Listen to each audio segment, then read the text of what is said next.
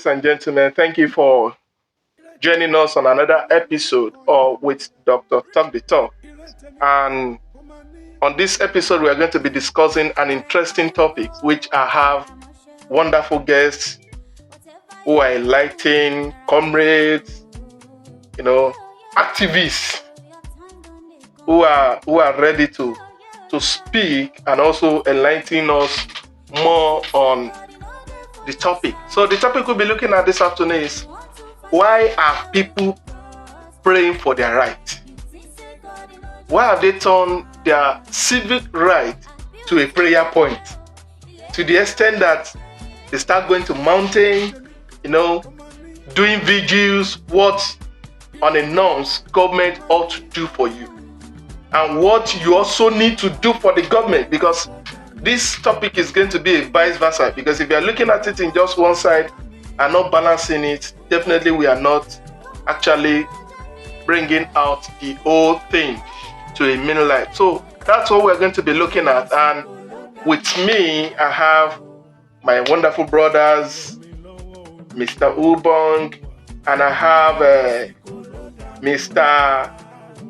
Daramola Olatunji, my paddy. So we are going to be rubbing minds. And why we are bringing young minds together, because they say the country belongs to the youth. But the question is does the country really belongs to the youth? And how can we stop praying for our rights and actually holding back the government or people in authority to be able to kind of do what they ought to do? Like, I was in a meeting sometimes 2 weeks ago, which Mr. Obong was aware, and we're kind of trying to praise the management. Oh, thank you for doing this. The next thing the person representing the management said is, it is part of my job description. I was shocked. So definitely every portfolio has a job description. And when people are just carrying out their job description, we start praising them for what on the norms they ought to do.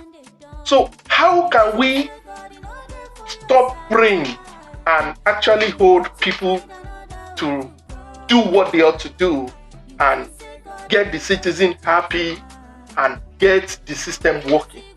So I will start with my humble brother, Mr. Ubong. I know him to be a vocal activist for bad governments, not doing right, doing the right thing. So, Mr. Ubong, sir, so how can we stop praying and how can we stop disturbing Jesus and put the right people to do the right thing? The floor is yours, sir. No. Hey, brother, thank you very much. But first, let me start by asking you, is it possible that we will stop praying? Yeah, Do you ever see is it possible that, according to United Nations and the rest, most organizations, they are targeting 2030 as a target year for something? Mm-hmm. So my question is, do you ever see us stopping the heart of praying come 2030? Is that possible? Prayer has now been a culture. My brother, prayer is the key. Prayer is the key. Prayer is the master key. Jesus started with prayer and ended with. So Jesus started with prayer, okay, and ended with praying. So it has become a cult. But let me start by defining what the civic rights of a human being could be. Okay. There are basic things that should not be taken away from you. As a matter of fact, things that differentiate you as a human being and a non-living thing. So those are what we call civic. They are basic.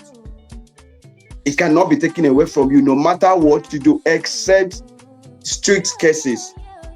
So It's actually a thing of shame when we disturb Jesus. Let me use your phrase now. Disturb Jesus for the basic things. Yes, for the basic things Jesus gave to us. Let me just quickly add this. I saw one skit where three people were in front of the altar. They were praying. One was asking for small thing. The other one was asking for small thing. Then a man came around and said, "Okay, you hold on. How much?" He said, "About 20,000. You 30,000." The man brought out 50,000 and told him, "Oh yeah, go away. Let me concentrate with a more serious thing." So it's actually a thing of shame to find us praying, fasting, going on the mountain for these small things just because of bad governance. It's not really a bad thing, but the result is, or the reason is, that we have a weak government which should be doing the things and they are not doing them. So we end up praying to God that God should touch their heart just like it was in the Bible. So I think that's just the root cause of this bad governance. Wow, thank you so much for that, for that illustration and brief, what will I call it? Elucidation and expansion, like Utopia will always say, on this topic. I know the topic is so deep that when you start digging into the system one by one, you may not be able to end it today. In which I know is a conversation that we'll see how more conversation to. So I will like to move on to my amiable comrade Olatoji. Why should we stop? Why must we pray for our civic rights? Thank you, the host, my fellow comrades. I want to firstly appreciate this opportunity to speak in a program like this. And to my co-guest speaker, I salute you. Good afternoon, brother. Thank you, sir. Yes, let me come to your question. Although our own opinion, it's in my own, and I will go by the way of constitution. Bible, that is the code of conduct we are following as far as this citizen of the country is concerned. Chapter 5 of the Nigerian 1999 Constitution as amended talked about the fundamental human rights. And under that, we have a subsections. When you read down through 33 to 46, it talks about the rights of the citizen that are enshrined into the Constitution. And the question the host asked was, why did some citizens, or why are citizens going to Kilimanjaro, to Mount Everest, to pray, just to enjoy their rights? One of the things I discovered is lack of assertiveness. As a matter of fact, our leaders understand our weaknesses. I must be frank. A representative of the federal constituency who has been in Abuja for over 4 years and who did not even bother to come home, or those who came home, they were enticing the people with a free jam, pushing, and little of a grinding machine. And after the 4 years, they wanted to contest another electionary year. They will come and bring portfolio of money and begin to distribute. Why some citizens will have been saying that when they come home, we will not collect this money from them. We will see how this leader will maneuver them. They will divide them by the use of that money. Those who have been shouting, when you give them some huge amount of money, you see them keeping quiet. As a matter of fact, we are the problems of ourselves. And one of the ways that our rights are depriving of us from us is lack of assertiveness. We don't take our stance.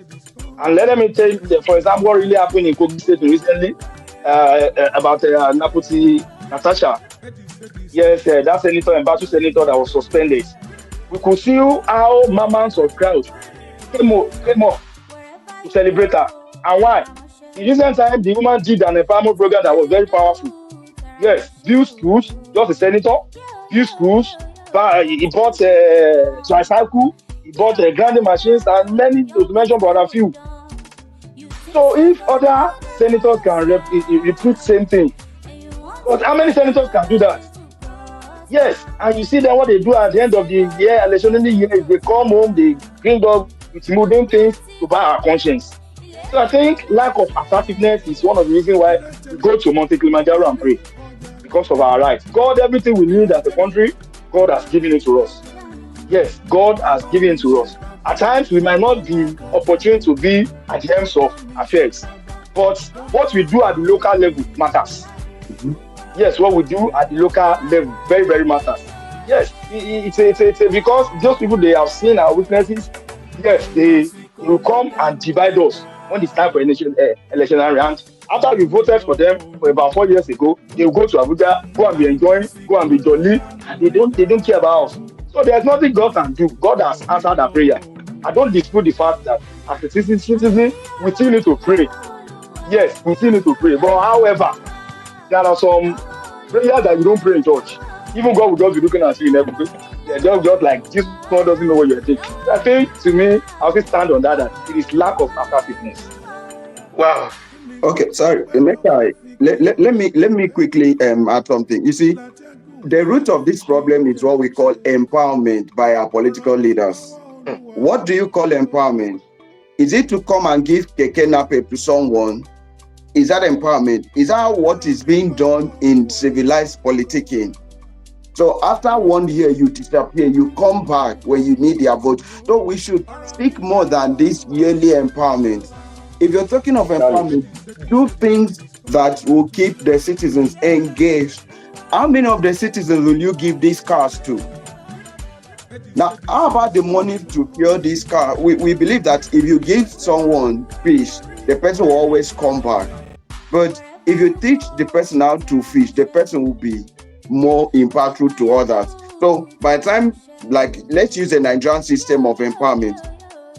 After 1 year, they come back, they call it constituency briefing. And what do? They share money, buy wrapper and everything. Then we'll still get these few things, and these things will not last beyond 1 month. They will go back. Exactly. Now, my question is this obtainable in civilized culture? Is this how they empower their people?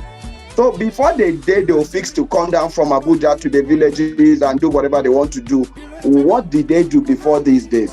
So I look forward to a empowerment, and the citizens will not turn up for these empowerments, and let's see if they will not sit up. So my brother, I give you 100%. We are the cause of all this, and until we sit up, they'll continue using us. Exactly. Barcelona used this yesterday.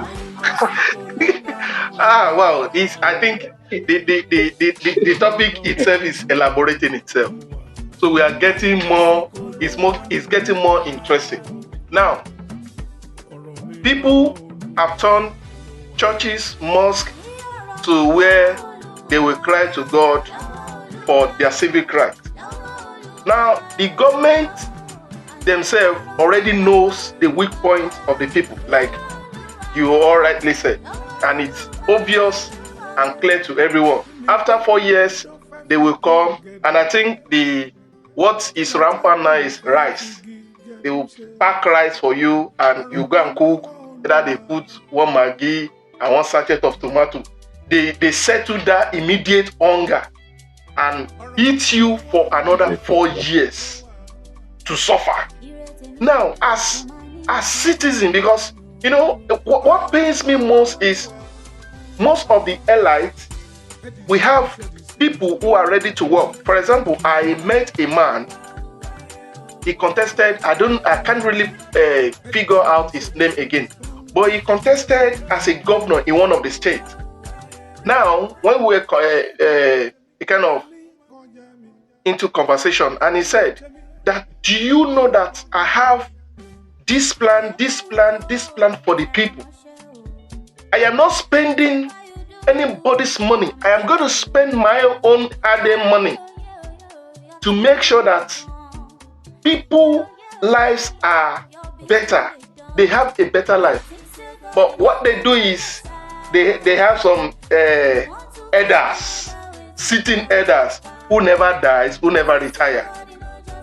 They are in between the suffering people and the billionaires. They are never rich, they are never poor. So, but they are like they are always okay when the needs arise. And when they want to make use of them, they know who and who to make use of to reach the poor. And after they've gotten to the poor, they leave those that they've abandoned. And these things now is generating more conflict. Now, people not knowing their civic rights is another thing. We have few people. And another question is, why do you think people are afraid to speak and to ask for their rights? We know in other civilized world, when there's a problem, you see people signing petitions here and there, and before you know it, the petition flies. But in our own country, even if you speak, it's a problem. Like one of the videos that were going around social media, now your mama be this way. It's a general populate song, but because somebody posted it, you handpicked such person. We are all a kind of suffering and smiling. So why are people? I know Mr. Ubong, I know you're a good writer. I know you for that. That your pen is a weapon to destroy the evil people. So, but why are people? Why do we have limited numbers of people who are bold? Like the likes of Showrunner, before you see any case, he put in, people like that, they may not at the end get to where they actually wanted to because of the circumstances in the country. If you don't belong to some cabals, you will just be fighting. A lot of fighters have fought, and at the end of the day, they fought into 6 feet. There's nothing to. So why are people afraid, Mr. Obong? Why are people afraid? I would say number one, people are not afraid. Okay. You know why I would say this? Because for every state we are, for every level we are empowered to effect a change. Okay. My pastor would say a tree can make a forest, but rather people do say a tree cannot make a forest, but a tree can make a forest. So number one reason why it looks like people are scared of calling for a change, it starts from the family. Brother, I'm saying this publicly, and let this be against me. If I'll ever get a bribe in my life, I will never. You know why? Because I've seen my father reject bribes on several occasions. And I said to myself, the only bribe I can accept as an individual is friendship, not money.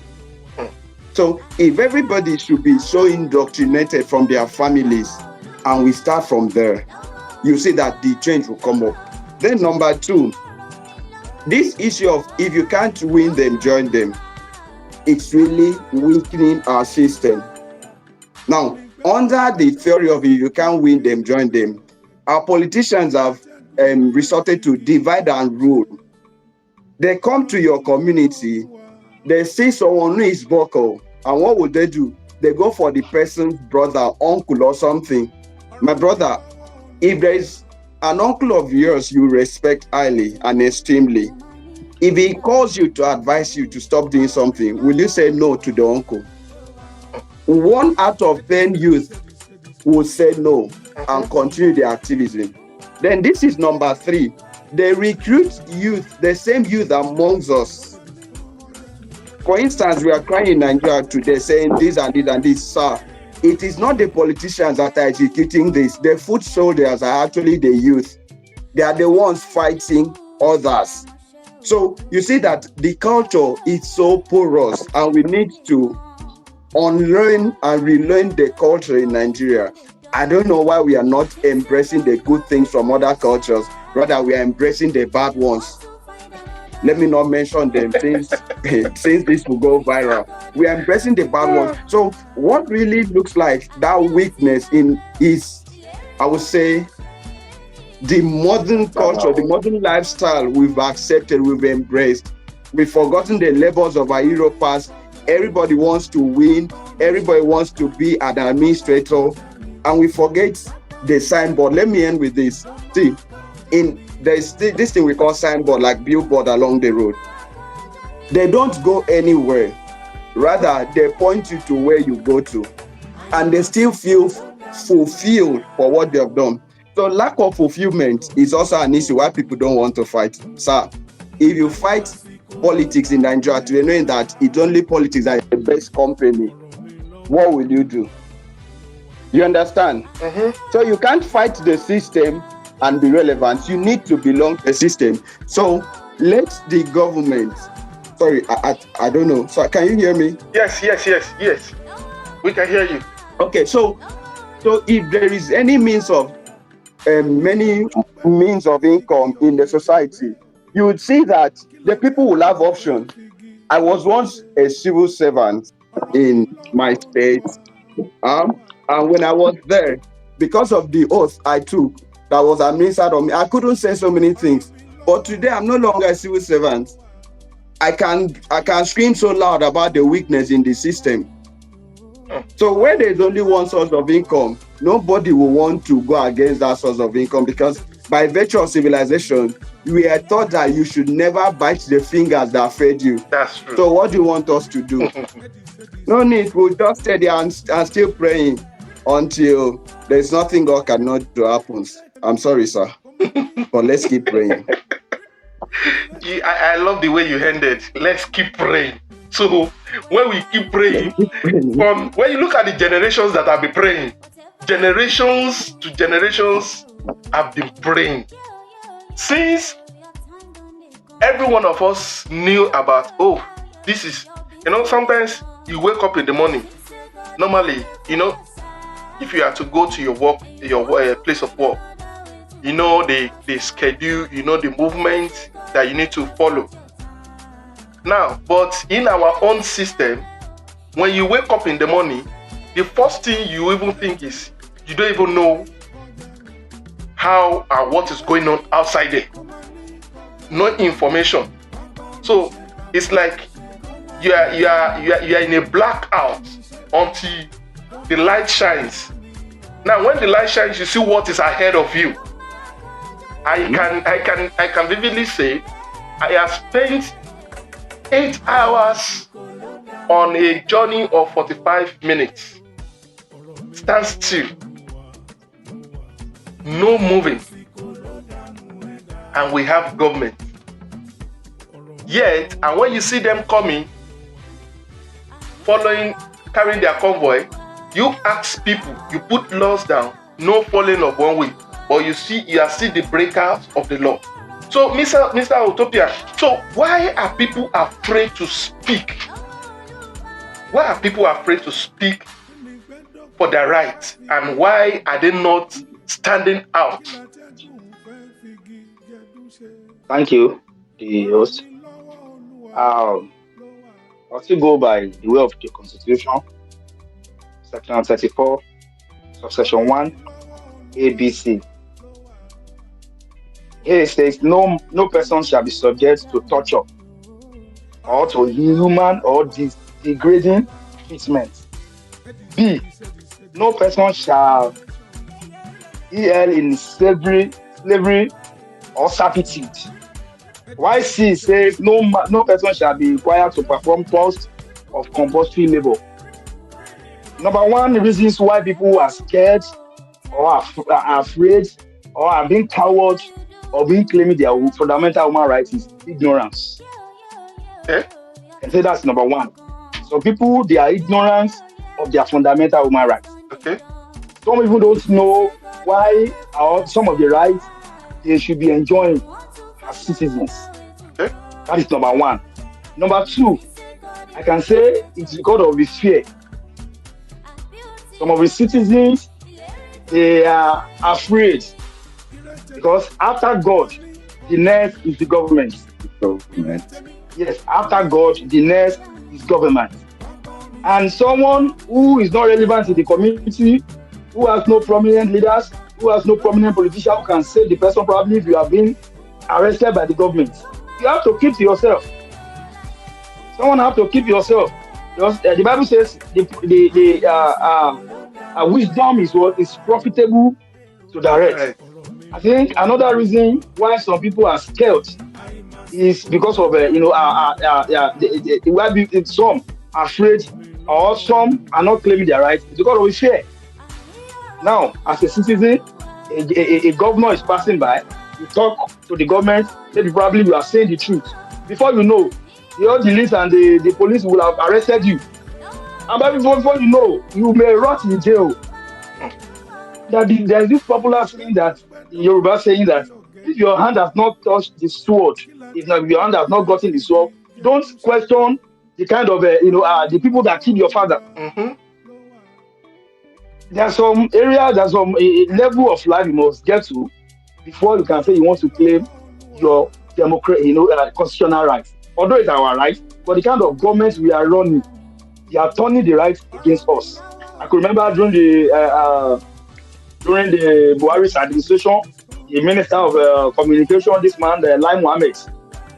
Lai Mohammed, if you say anything on social media to the government, they can arrest you and jail you. So I think another reason is the fear. People are fearing. I talk to the constitutional authority, I don't know the outcome. They can come and pick me and jail me. But you're talking about the other time, the likes of Showore, the likes of Dele Farosimi, those with their influential. When the issue came on board, despite the fact that Dele was in the prison, Dele was in the custody, I beg your pardon, was in the police custody then, he was still speaking that there's nothing Abe Babalola could do for him. And we saw the whole narrative, how the Oni of Ife came down to Abe Babalola and appealed on his behalf. So until we are influential to some extent in the country, my brother, the government will keep on turning our rights against us. Now, and in another narrative, okay, go on. I'm still talking. I'm still must say yes. Yeah. In another narrative, if some of us could have an opportunity of entering the Aso Rock, if some of us could have the opportunity of going to the red chamber or green chamber, honestly speaking, we will go with our best ammunition. But can we get there? We go to with our best ammunition, but that is the question. How do we assess the place? So that is why you see some of us as comrades, as activists, practicing, social media activists, posting and do something. Another area we can also claim our rights. But I want to say that people, it's not that they are afraid, but there are many things that are attached to it. So that is my submission. Wow, thank you so much. I really gain a lot of things from what you have said. Now, going by the quoted constitution, every one of us know that this thing are paper. It is only in that place we have some people who are more than the constitution. We have some gods over the constitution. Whatsoever they say, constitution is not relevant. Mm-hmm. So now, when you and those people, they refuse to retire. And those few people, when they speak, who are you to question their authority? Whether they are in power or they are not in power. Who are you to question their authority? Now, there was a statement you made that until we become influential, before we can have access. Now, how can a person selling pepper that does not know what tomorrow will tell? If you look at the system today, the system is so poor that you can see the gap between the rich and the poor. There's not that I am a middle class person. It's either you are there or you are not there. And even it's divided the poor and the rich. Now, the poor is now classified into different classes. Now, instead of being okay, some in the other civilized world, you have small jobs that pays you. You're okay, you have access to lights, access to good road, access to a lot of things. And yet, you still pay your bill. But in our own case, how can somebody who is earning 50,000, and I don't think for you to stay in a place or a community where at least you breathe in fresh air, you still be paying close to 1,050 150,000 naira, at least for you to secure a place called a home or a house that you feel comfortable. Now, looking at the whole situation, like I think there was an incident that happened during the weekend. I don't know whether some of us saw it in Lagos. The tanker, I don't know how the whole situation went. Cars, accidents, a lot of, and I wonder what is really going on. Is it that the government or the people in power enjoy seeing the masses going through this way? In civilized country, even if they want to do road, if they want to rehabilitate a road, they will give you notice, even if not 2 months ahead, so that you'll be able to plan yourself and you'll be able to navigate your way through other routes. Lagos-Ibadan Expressway have been under construction since Obasanjo's regime, and it's still under construction. Mr. Utopia, am I right? Yeah, you are right. Since Obasanjo Right. regime, the first democratic president after the military handed over, Lagos-Ibadan Expressway has been under construction. To date, we have not finished the construction. So where are we really missing it? Because these things, by the time you bring one or two things, everything still goes back to church. Everybody will now carry their prayer point to God. God, please help me. God, please. How will God now come? God is not a magician that will now jump from heaven and say, oh, my child, take. Like some of us then, we used to think that, I should just wake up like this and say Ghana must go. Who wants to put the Ghana must go? If everybody is thinking that way. So, and that is why sometimes when I look at it, even in the religious body, they've not really helped. I don't want to really diversify into it, but they're not really helping the system to grow. Because now the former narrative was, going into this thing is dirty. So it is only the dirty people that can do it. Now the dirty people have overtaken the righteous one. The righteous one are now suffering, crying to God. Now who will not change the dirty people to be a righteous person?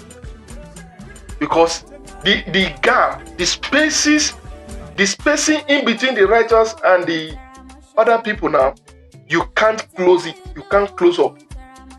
Even if you find yourself in their midst, it takes the grace of God for you to survive. So how can we stop? What do you think? Instead of praying to God, now we've listened to, the causes, people are afraid, people, but can we, like the Bible says, can we continue in sin and ask for the grace to abide? Can we keep chasing ourselves back because we don't want to speak and expect a change, a sudden change? So what do you think can actually bridge the gap, if not totally, at least let there be a landmark that we will all see that, that at least there's a little progress. Like Mr. Ubang said, and Mr. Utopian said, it is the young ones they are using against the young ones. During the election, they bring out a lot of ammunitions that they never retrieve back. And look at what is happening now. Fulani herdsmen killing here and there, this and there. The government is like the government is handicapped because they can't actually say. You can't find the nuts. The nuts are saying, they are just killing our cows, and the farmers are saying this, and so a lot of problems here and there. It's like when you listen to our news, it's like a problem generating place every day. It's hardly you wake up in the morning and say, thank God for this country. before 1, 2, 3 people before they talk, they are raising curses. Hey, this is not good. This is not good. And for those people paying for transportation, it's not. So what do you think we can actually, or like a recommendation, our own little recommendation, that what do you think we can start up, at least instead of giving rice, people will still collect rice. People will still collect the money to vote. Because even among Jesus' disciples, there were Judas that even sold Jesus. So you will still have Judas. And what we are trying to do now is at least to reduce the numbers of Judas among the people, so that the people can think straight at least for once and have a focus. So what do you think? What advice, as we are rounding up this program, what advice can you give to our viewers on, instead of praying, instead of disturbing God, you go to mountain? There's this pastor I used to follow somehow, and sometimes when he speaks, I enjoy most of the things he says. Now, you are praying for, you want to work towards prosperity, but on Monday that you're supposed to go to shop, go to your place of work, you took that time, you are not on holiday. Even if let's say, okay, you want to have time for this, it's not bad for you to have time for the spiritual refreshment when you are off work. But it is not when you as a CEO, you have your small place where you sell your little business, and you lock it up. You go to mountain. Will the shop open itself and sell things for you to come and meet? So those things, sometimes when the pastor say, I kind of prosperity, riches will not just jump down. So what do you think we can actually, what advice, instead of praying, what advice can you give to our viewers? Instead of praying, let's do the right thing. So what do you have, Mr. Obong, sir? Okay, sir. Thank you very much. Let me just share a story, just one, and that would be like my advice. Some years ago, before I joined the civil service, I ran into about 5 friends of mine, and we were gisting. We had great plans for the service. We were thinking of what to do, how we're going to make it better, and a whole lot. We were so youthful. Now, 3 years after, we met again for confirmation of appointments. And guess what? All those friends, they said they are not changing anything, wallahi. So they can't imagine that it has gotten to their turn. They want to change things. Say they won't. It will continue like that. I mean, to buy A4 paper, you're spending millions of naira, and you want me to come and change it. I mean, these are my friends, people I knew very well. Until date, they are still in the system. So imagine what's going to happen as far as those persons are there. So we've allowed corruption to become, we've humanized corruption. It's now our middle name in the system. So nobody wants to start a change. My brother earlier said that the fight now is being done by weaklers, people that they don't even have strength. See, it takes an evil man to fight an evil man. While growing up, my greatest dream was to be an executioner. I just wanted to be an executioner. If once the masses say that you are the problem, mine is to come for you and remove you. That was my dream. I've shared this before. So, we just need to sit up. There's no need. Do I believe in prayers? Yes. In short, I wrote down something. Why people pray is for protection of the individual rights. I mean, currently now, so many things are going on, but even the basic rights are being threatened by the very government. I don't know, sir, if you're aware of that. Yeah. So there are reasons why people, so the very civic rights, I mean, we are now asking that a child, even as innocent as a child is, can determine his or her sex at birth. So those are one of the reasons why people should pray. But coming down to our home country, Nigeria, we just need for one day to stop this prayer and ask ourselves, am I sure that I'm not the issue of these prayers not coming to pass? Because how do you expect a 25-year-old child being so crazy about making wealth instead of thinking of what to contribute to the society? We wake up every day, we're saying school is calm, we just believe in quick win investment opportunities. We are like, so we believe in doing things that our parents didn't do. Man, let's just get back to the old time religion. When I say old time religion is, let's get back to communalism. Let's get back to the way things were done in the past. Let's review from there. Where did we go wrong? Instead of thinking that I don't owe people any explanation. Someone will say, I don't owe you explanation for the things I do. No, it's wrong. That's the wrong mindset. Let's think over again. When we pray, God answers it. There's no prayer in the Bible that God did not answer. But which kind of prince of Persia has stopped Nigerians' prayer from coming to pass? We are the prince of Persia.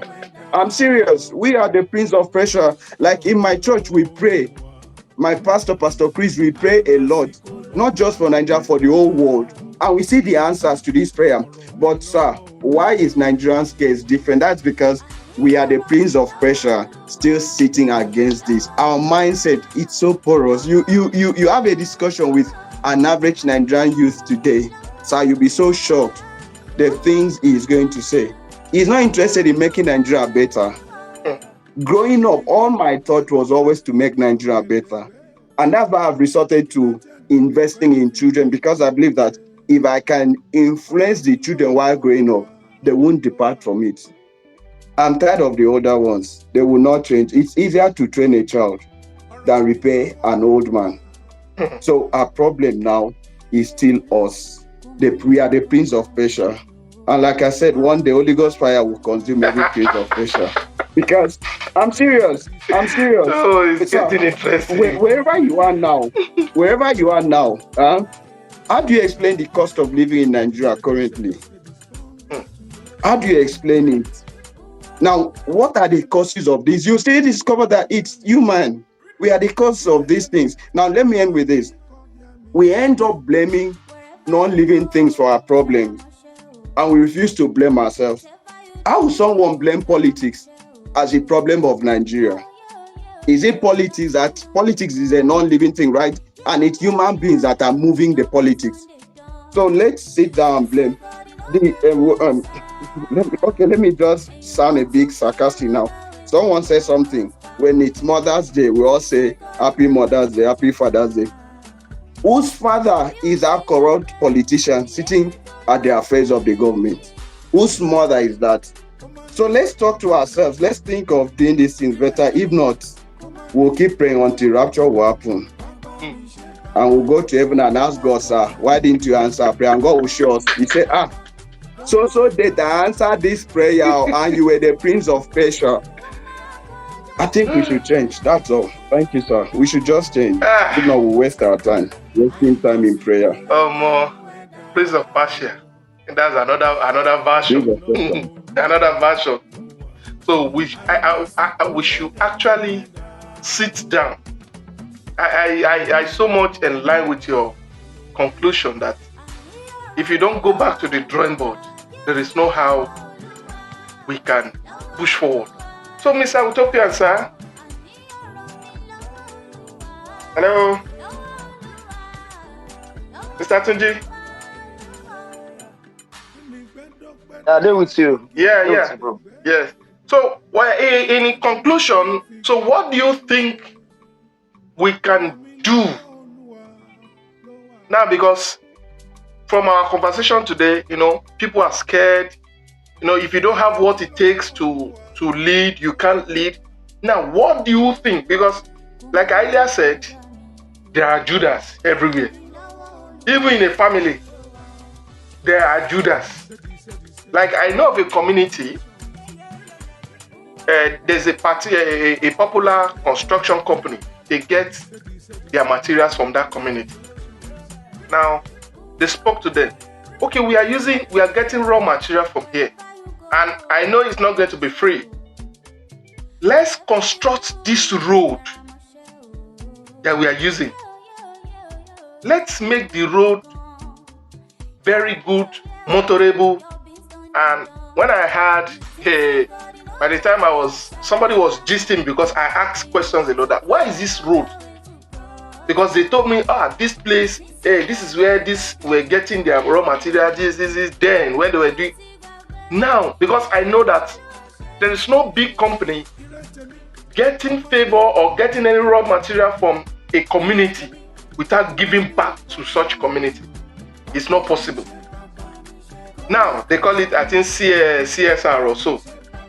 And I asked, that was when they now told me, they actually came that they wanted to construct the road, which, after constructing the road, it's going to be beneficiary even to the, will I call it, the community leaders, the landlords, and the so-called omonilers. Because one, if you are selling a plot of land for 100,000, for you having a good access road to such land, the price will be inflated because the community will be opened up by a good road.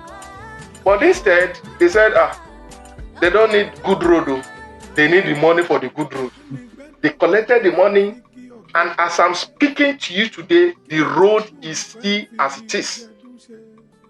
The road is still as it is. People that negotiated there, a lot of them have died. See generations that are now suffering.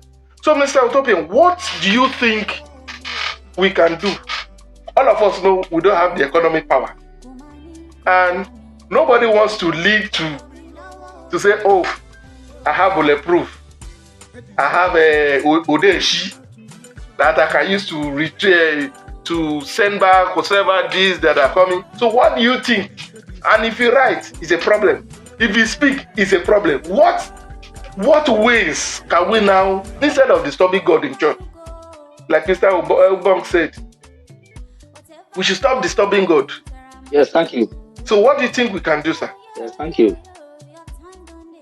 Let me just be sarcastic or humorous. Mr. Kudoman, we didn't know each other. So we are meeting for the first time.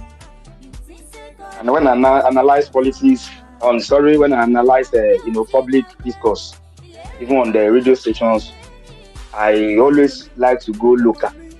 I'm a local man. Because we feel the impact of the government on the grassroots. If the government claims to be doing something up there or bringing policies, emanating policies, creating many, social welfare packages, and it has not gotten to the grassroots. The government has not done anything. Yeah. So now I will continue from where Mr. Thomas stopped. The polarity of the country we are, Nigeria, is being configured with constitution. With the corruption, like he said. It just needs to be changed first and foremost as a citizen. I'll imagine. I don't dispute the fact that the government has their own, dastards at site. But how will a woman who is selling a shower fish, let me be local like that, shower fish, who divided, go to a room, divided a particular, size of a carton of a fish, whereas let us assume you divided about 8 pieces. Yes, you have 8 pieces or 10 pieces at the rate of 3,000 naira from the cold room. Your expenses, everything, when you get to where you wanted to sell it, you were selling one at the rate of 1,200 naira. 1,200 naira multiplied by 8. We could see the outrageous profit that the woman or the seller of that fish had made. So, firstly, we need to change ourselves. We need to change as a citizen. We need some of these representatives, some of these leaders we have in the House of Assemblies, we have in the House of Representatives.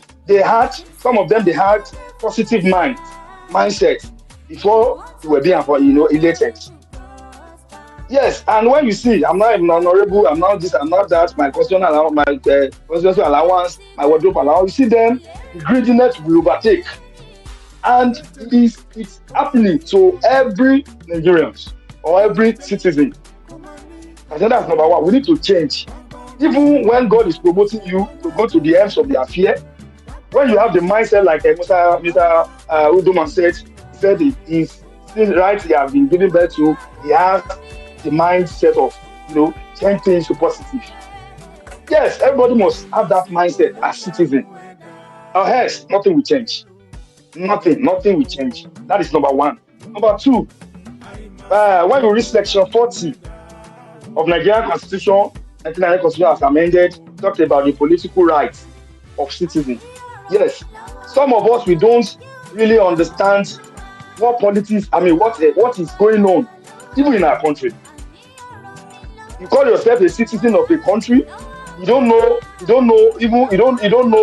the fact, the figures of fact that is being shared, even in your state, or allocation that is coming to your state. And you call yourself a citizen.